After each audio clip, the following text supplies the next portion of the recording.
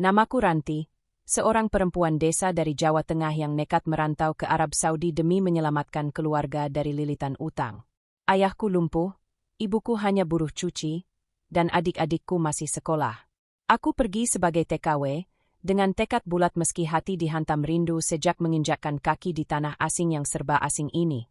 Di awal-awal kerja sebagai pembantu rumah tangga di Riyadh, aku nyaris putus asa. Majikanku keras, pekerjaanku tak pernah ada habisnya, tidur pun cuma 3 jam. Namun Allah selalu memberiku kekuatan lewat doa-doa ibu yang terngiang di malam hari. Hingga suatu hari, takdir membelokkanku ke arah yang tak pernah kuduga. Suatu malam saat majikanku mengadakan pesta keluarga kerajaan, aku diperintahkan menghidangkan teh dan kurma ke ruangan tamu khusus pria. Aku tahu itu dilarang, tapi sang nyonya bersikeras. Dengan wajah tertunduk, aku masuk ruangan besar itu, tak berani menatap siapapun. Saat kutaruh nampan di meja, tiba-tiba suara berat dan dalam bertanya, "Siapa namamu, gadis?" Aku tercekat. Seorang pria tinggi besar dengan jubah putih dan sorban emas menatapku tajam. Matanya tajam tapi penuh rasa ingin tahu. Aku menjawab lirih, "Ranti, ya Sidi." Dia tersenyum. Lalu bertanya asal-usulku, kenapa bisa sampai ke Arab, dan bagaimana kehidupanku.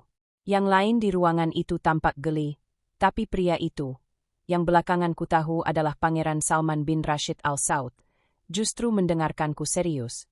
2 hari setelah pesta itu, aku dipanggil ke ruang tamu utama. Majikanku bilang, "Pangeran ingin menikahimu. Ini kehormatan. Jangan menolak." Dunia seakan berhenti berputar. Aku hanya seorang TKW, tak layak dipersunting bangsawan. Tapi mereka bilang, ini perintah, bukan tawaran. Dengan tubuh gemetar, aku dijemput mobil mewah menuju istana. Aku dimandikan, didandani, lalu dibawa ke ruangan luas penuh cahaya keemasan. Di sana, pangeran berdiri dengan senyuman. Aku ingin wanita yang jujur, sederhana, dan tulus. "Aku melihat itu padamu," katanya. Dalam sekejap, aku resmi menjadi istri sah seorang Sultan Arab Saudi, lengkap dengan mahar emas seberat 2 kilo dan permata zamrud. Hari-hari awal pernikahan terasa seperti mimpi. Aku tinggal di istana, dilayani, dimuliakan. Tapi, ada sesuatu yang janggal. Pangeran selalu baik padaku, tapi ia juga selalu tampak menyembunyikan sesuatu. Ia tak pernah menyentuhku, tak pernah tidur sekamar. Bahkan malam pertama kami pun berlalu hanya dengan doa dan senyuman.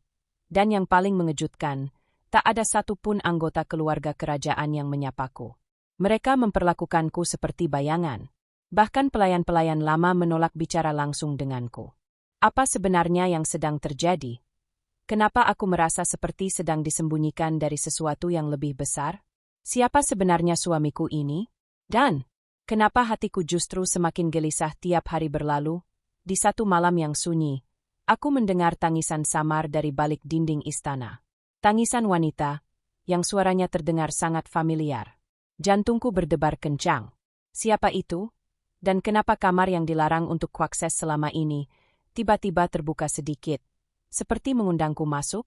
Dengan langkah hati-hati dan napas tertahan, aku mendekati pintu kayu berukir itu yang terbuka sedikit. Suara tangisan dari dalam semakin jelas, lirih namun menyesakkan dada. Ruangan itu dikenal sebagai sayap timur, tempat yang konon hanya boleh dimasuki oleh keluarga darah biru. Tapi malam itu, seolah istana ingin membuka rahasia sendiri. Kugeser pintu perlahan.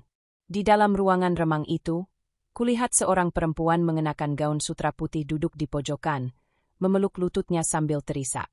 Wajahnya cantik namun tampak menyedihkan. Saat ia menoleh, aku tersentak. Ia mirip sekali dengan aku. Matanya, hidungnya, bahkan bentuk dagunya. Ia berdiri cepat, lalu melangkah mundur seakan melihat hantu. "Siapa kamu?" tanyanya dengan bahasa Arab halus. Aku gugup, menjawab terbata, "Aku, Ranti, istri Pangeran Salman." Mata wanita itu membelalak. Ia lalu tertawa kecil, tawa getir yang mengiris telinga. "Kamu juga, istri? Sudah berapa perempuan seperti kita yang dinikahinya lalu dikurung di istana ini?" Hatiku mencelos. "Apa maksudmu?" tanyaku gemetar. Ia menarik napas panjang, lalu berkata, "Aku Amina. juga mantan pembantu dari Indonesia.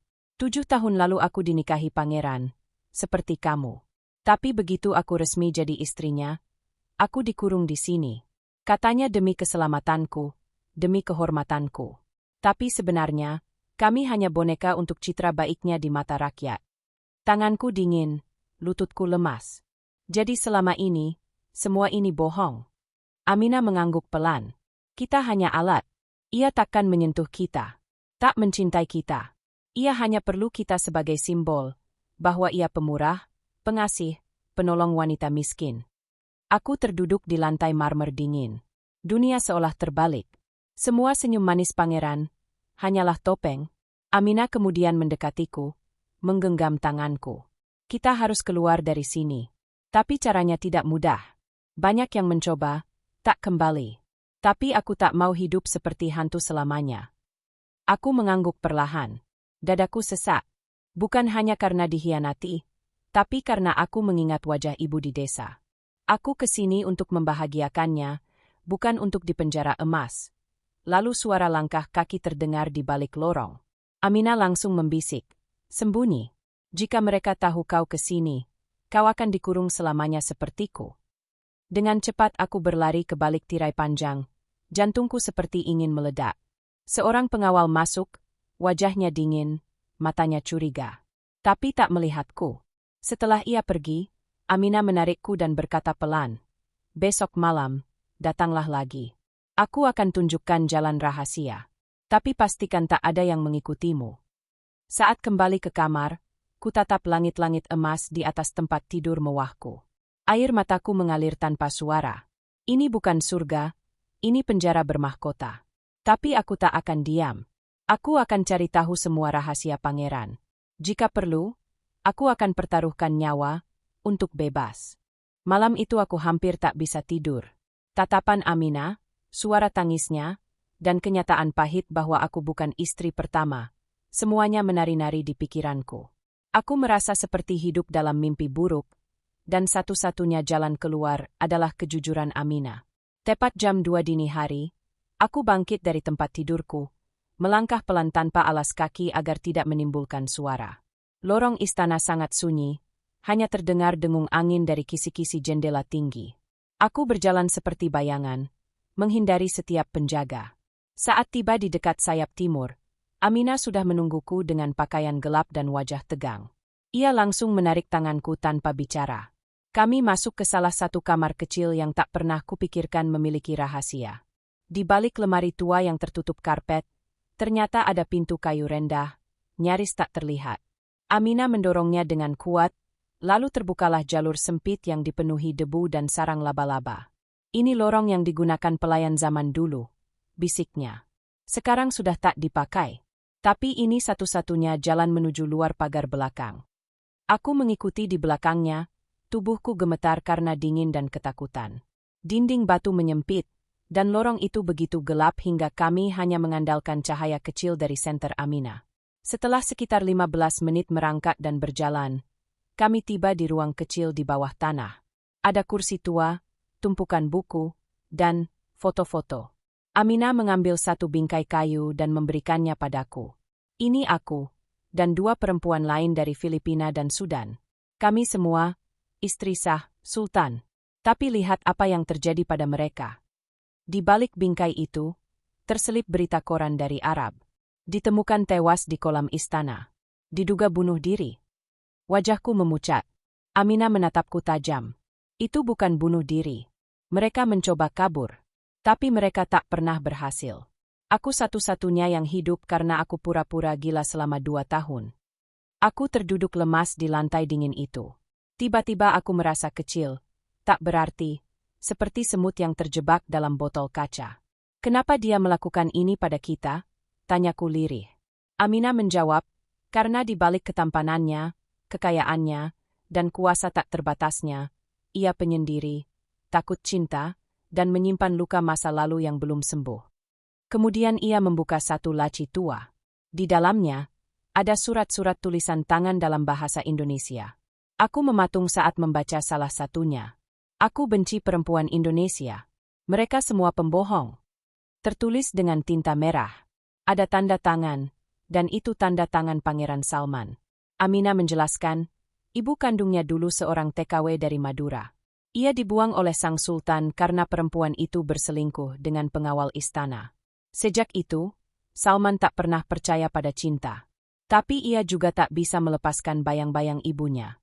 Karena itulah, ia mencari perempuan dari Indonesia, lalu mempermainkannya dalam nama cinta suci. Aku menutup mulut, menahan isak. Duniaku runtuh. Lelaki yang kucintai diam-diam karena kelembutannya, ternyata menyimpan dendam yang dalam pada negeriku sendiri. Kita harus pergi, atau jadi korban berikutnya, bisik Aminah.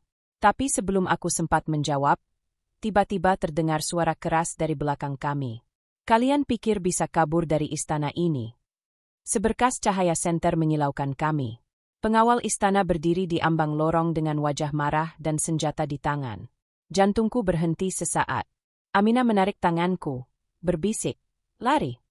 Kami pun berlari sekuat tenaga, menembus lorong sempit, dengan takdir yang kini berubah jadi petaka. Aku tak sempat berpikir apapun saat itu selain lari. Langkahku terpeleset di lantai batu yang licin, tapi Aminah menarikku kuat-kuat. Di belakang kami, suara teriakan penjaga menggema, diiringi bunyi sepatu yang bergema kencang di lorong sempit itu. Aku menangis dalam diam, menahan napas di antara deru ketakutan dan harapan. Aminah membuka pintu kecil lainnya, menyuruhku cepat masuk. Begitu kututup pintu di belakangku, suara itu lenyap sejenak. Kami terdampar di sebuah gudang bawah tanah, penuh barang-barang tua, peti kayu, dan aroma apek menyengat. Kita harus naik ke atas, ke ruangan pengawas tua di ujung barat. Dari sana kita bisa lompat ke area luar dan sembunyi di kandang kuda. Ucap Aminah cepat, tanpa membiarkanku protes. Kami kembali berlari, tubuhku penuh goresan, rambutku berantakan, tapi semangatku terbakar. Aku ingin hidup. Aku ingin pulang. Ingin memeluk ibuku lagi. Saat hampir sampai di ujung lorong, langkah kami dihentikan oleh sosok berjubah hitam yang berdiri di depan pintu keluar. Wajahnya tertutup cadar, hanya mata yang terlihat, dan mata itu mengenaliku. "Ranti," bisiknya. Aku tertegun. Suara itu tak asing. Lalu ia membuka cadarnya pelan. Aku tak mampu berkata apa-apa saat melihat siapa dia. "Bu Rahmah," bibirku bergetar. Dia adalah istri pertamaku saat aku masih di kampung, yang katanya meninggal dunia dalam kecelakaan laut. Tapi bagaimana bisa dia ada di sini? "Kau harus pergi, Ranti. Tempat ini bukan tempat untuk kita. Aku dulu juga dibawa ke sini oleh pangeran. Dulu aku pembantunya, lalu dinikahi diam-diam.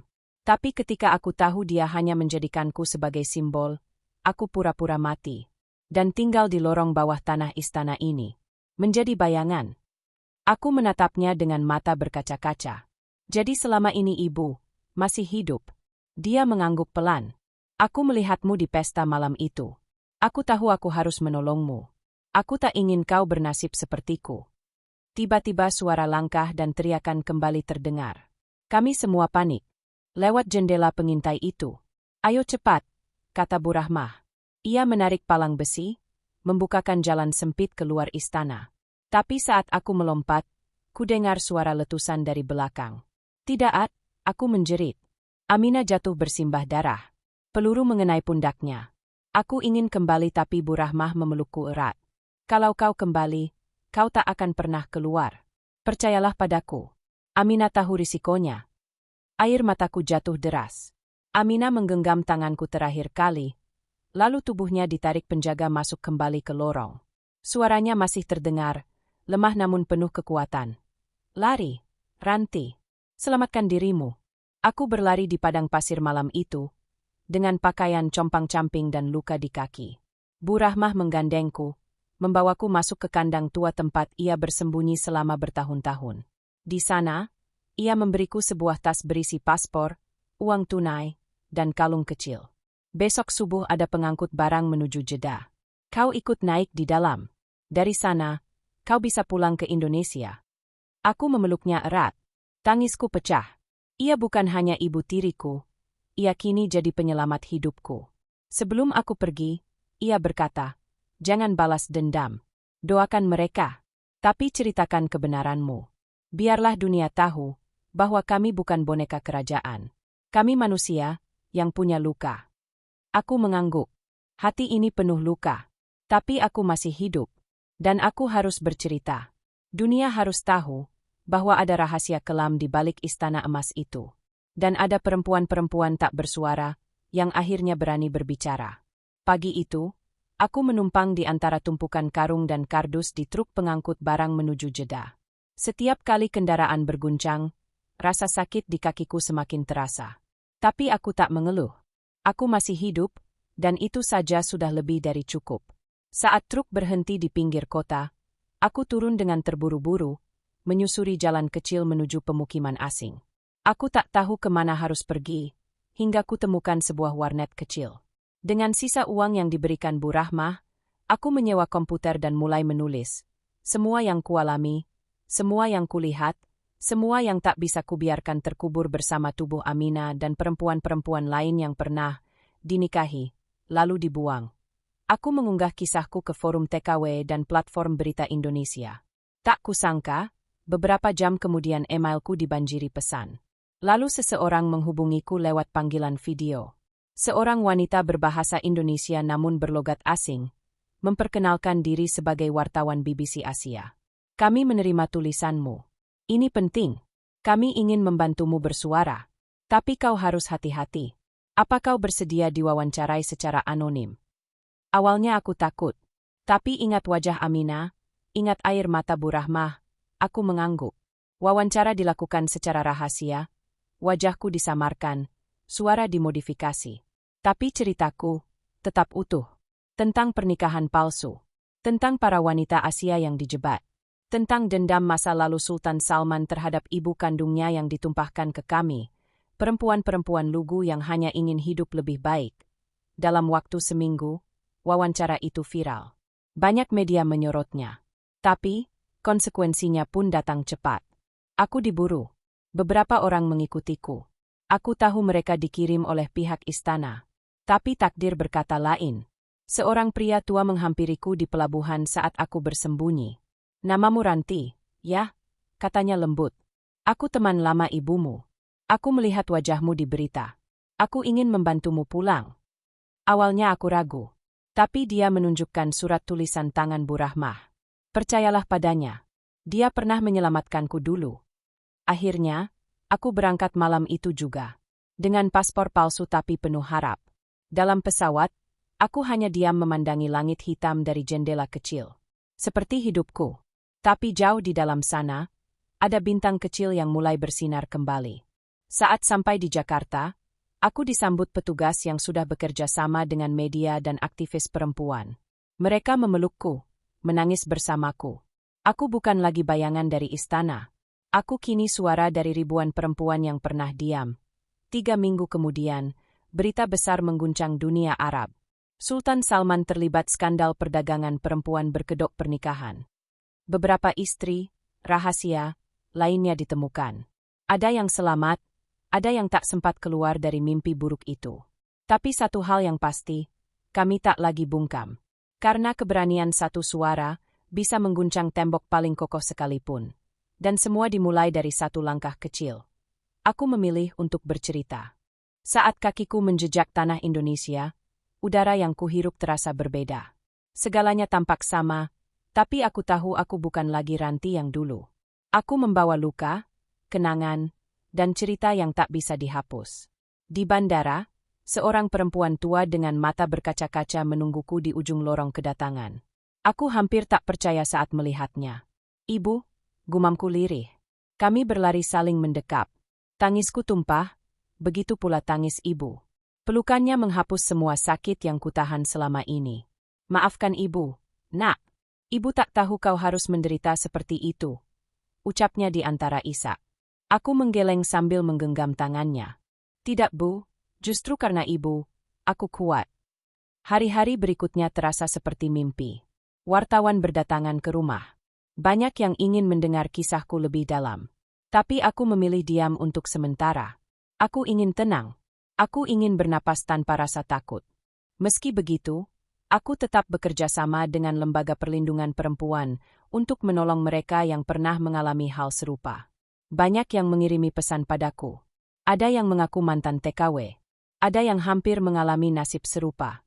Dan aku mulai menyadari, suaraku bukan hanya tentangku, tapi tentang semua perempuan yang disakiti lalu dibungkam. Suatu hari, aku pergi ke makam Aminah. Jenazahnya akhirnya dipulangkan setelah upaya panjang dari pemerintah dan bantuan diplomatik. Kuburan itu sederhana, di tanah pemakaman umum, tanpa nama keluarga, hanya batu bertuliskan, Aminah binti hati yang patah. Aku menangis lama di sana, menaruh bunga, dan berbisik, aku di sini. Aku akan terus bersuara. Untukmu. Untuk kita semua. Tak lama setelah itu, aku menerima undangan menjadi pembicara di forum internasional tentang eksploitasi TKW dan pernikahan palsu berkedok status. Di depan puluhan negara, aku berdiri, bukan sebagai korban, tapi sebagai penyintas. Aku berkata, saya bukan siapa-siapa, hanya perempuan desa biasa. Tapi saya pernah dijadikan boneka oleh seorang sultan. Bukan cinta yang saya terima, tapi trauma. Dan saya di sini, bukan untuk mengutuk, tapi untuk mengingatkan dunia. Perempuan bukan untuk dibungkam. Kami punya suara. Kami punya harga diri. Ruangan itu hening. Lalu tepuk tangan bergemuruh. Tapi aku tahu, ini bukan akhir. Ini awal. Awal dari banyak pintu yang harus dibuka. Dari luka-luka yang harus diobati. Dari perempuan-perempuan yang harus diselamatkan. Di rumah kecilku kini, aku mengajar anak-anak membaca dan menulis. Aku berbagi kisah bukan sebagai aib, tapi sebagai pelajaran. Aku masih sering mimpi buruk. Masih sering terbangun di malam hari, mengingat lorong sempit istana dan suara Aminah yang memanggil namaku. Tapi setiap pagi saat kulihat ibu tersenyum dan adik-adikku bermain di halaman, aku tahu satu hal, aku selamat. Aku pulang. Dan aku hidup. Tidak sebagai istri sultan, tapi sebagai perempuan yang tak akan lagi dibungkam.